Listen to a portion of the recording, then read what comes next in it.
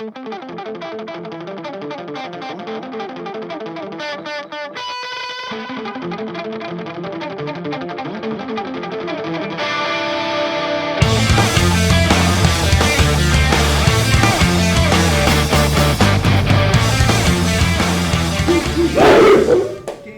frustrating result. We had goals to go out there and to win a tournament, and obviously we knew it was a tall task with, especially that Friday night game with a now ranked #1 North Dakota team. But disappointing. We had a great start out there. We were up 2-0 after one. Could have been 3-0. We had 2 goals disallowed in that game, which maybe that game looks quite a bit different. So we learned a lot about our team, and there's some really good things going on, and ultimately we've got to take a step and learn how to close out some games and win some hockey games here. And I think there's a process to that. It doesn't necessarily happen overnight. We've got some young guys in some very key situations, and they match up against some veteran, experienced guys from the other teams.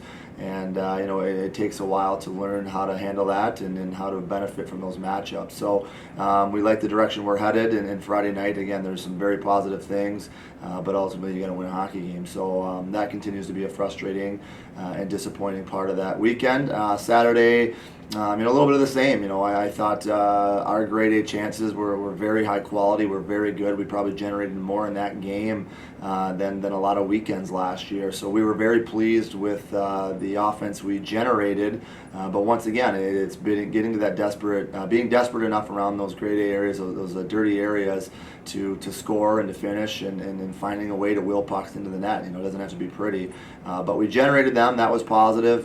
Give Jake Hildebrand a lot of credit. We'll see him again. We're going to see a lot of good goaltenders almost every night all year long. So it's no excuse. It doesn't matter. College hockey is full of some great goaltenders. So we've got to find a way to break through and to make some things happen. I think defensively, we need to be a lot better as well. We're giving up too much right now. We didn't give up a lot of grade A's on Saturday night versus Michigan State, but we gave up too many goals.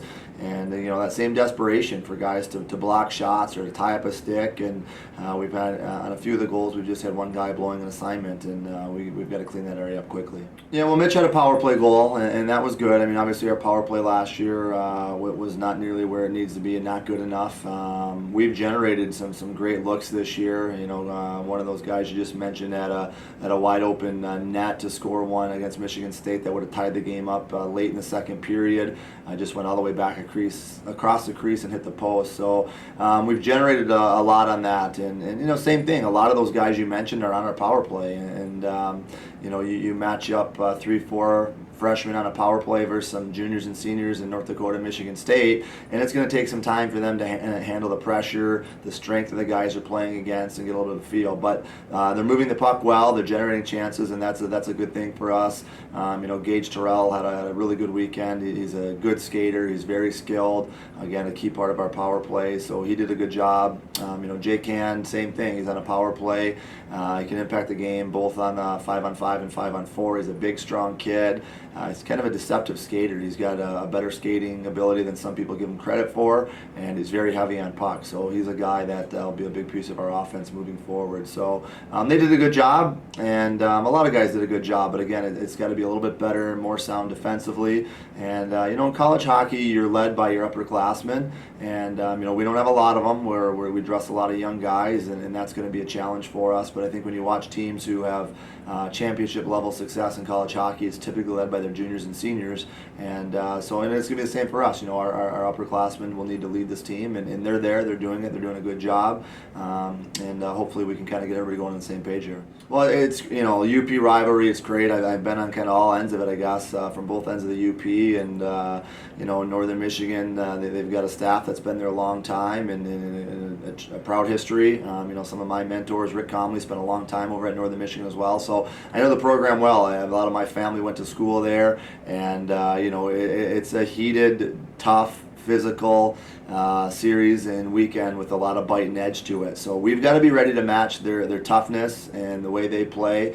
It sounds like the way their team is built is a little bit different in the past. They're a little bit smaller than they used to be, and then maybe a little bit quicker than they used to be. So I think probably by design a little bit, they're starting to change the way they play in that Olympic sheet. So we'll have our hands full. It's a great rivalry. There's a lot on the line with the Capital Cup. These are non-conference games, but I think anytime you can play your closest geographical rival able, and get our fans over there Friday night and their fans back here. It's going to be an awesome weekend of hockey.